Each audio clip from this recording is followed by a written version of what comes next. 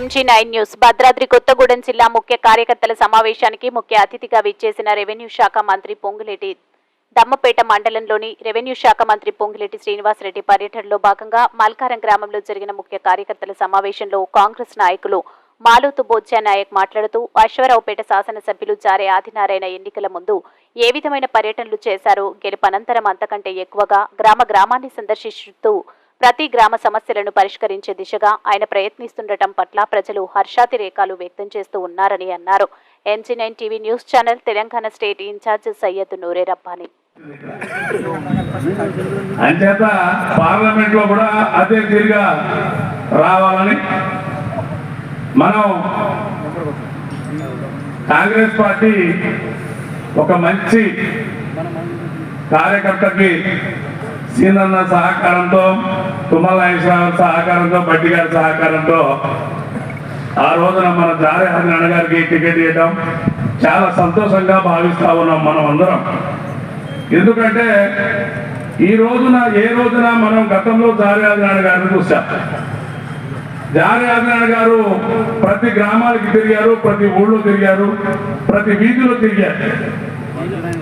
ఎన్నికలు అయిన తర్వాత, ఎమ్మెల్యే అయిన తర్వాత కూడా మనం మళ్ళా జారే ఆదినారాయణ గారిని చూస్తున్నాం.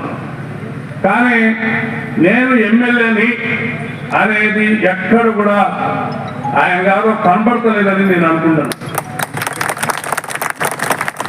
ఎందుకంటే ఓటేసిన చిన్న పెద్ద అందరినీ కూడా పేరు పేరున వాళ్ళని పలకరించుకుంటూ కాంగ్రెస్ పార్టీ కార్యకర్తని ఎక్కడ కూడా ఇబ్బంది కాకుండా అన్ని మండలాల్లో శ్రమించి మళ్ళా గతంలో కాంగ్రెస్ ఎట్లా ఊరు తిరిగి ప్రచారం చేసినట్టుగా ఎమ్మెల్యే గారు వస్తే మళ్ళీ ప్రచారం లాగానే ఉంది. ఏ ఊళ్ళో అయినా ఎమ్మెల్యే గారు వస్తుందంటే విపరీతంగా కార్యకర్తలు పోగవుతున్నారు, సంతోషమన్నారు. అదంతా కూడా మనం సీనన్న వేసిన మొక్క.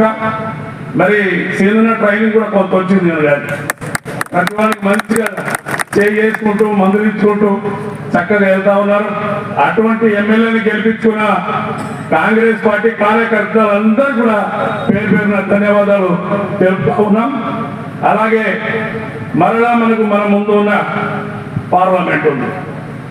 ఈ పార్లమెంట్ లో కూడా ఎవరిని కూడా ఆ రోజు కూడా అదే మాట అన్నాం మనం, ఎవరిని కూడా కాంగ్రెస్ పార్టీ అధిష్టానం టికెట్ ఇచ్చి పంపించిన మనం బ్రహ్మాండమైన మెజార్టీతో గెలిపించాల్సిన అవసరం మన మీద ఉందని చెప్పి నేను మనవి చేస్తా ఉన్నా. ఈ రోజున బిత్తరపోయి దిమ్మ తిరిగి బిత్తరపోయి ఉన్న బీఆర్ఎస్ పార్టీ ఇంకా ఏదో అధికారంలో ఉన్నట్టుగా పిచ్చి పిచ్చిగా మాట్లాడుతూ ఉన్నారు. ఆ మాటలన్నీ నోరు మూత పడాలంటే మనకు మంచి మెజార్టీ తీసుకోవాల్సిన అవసరం ఉంది. మనం ఇంకా మాట్లాడే వాళ్ళు ఉన్నారు కాబట్టి సమయం లేదు కాబట్టి మనం అందరం కలిసికట్టుగా ఇక్కడ ఉన్న వాళ్ళు రేపు రానున్న రోజుల్లో మనకి పార్లమెంట్ అయిన తర్వాత మరి సర్పంచులు రావచ్చు, మరి ఎంపీటీసీ జడ్పీటీసీలు రావచ్చు, సహకార సంఘాలు రావచ్చు. మన ఇక్కడ కూర్చున్న వాళ్ళు ఎవరు అదృష్టంగా పార్టీ నిర్ణయిస్తే వాళ్లకు ఇక్కడ పదవులు దక్కే అవకాశం ఉంది. అందుచేత మనం అందరం కూడా సమిష్టిగా కష్టపడాల్సిన అవసరం ఉంది. పార్టీ కోసం కష్టపడడానికి పార్టీ ఎప్పుడు కూడా అన్యాయం చేయదు. దయచేసి మీరందరూ కూడా మనమందరం కూడా కష్టపడి పనిచేసి పార్లమెంట్ లో మంచి మెజారిటీ తీసుకురావాలని కోరుతూ నాకు అవకాశం ఇచ్చిన ఎమ్మెల్యే గారికి ధన్యవాదాలు చెప్తున్నా. జై హింద్.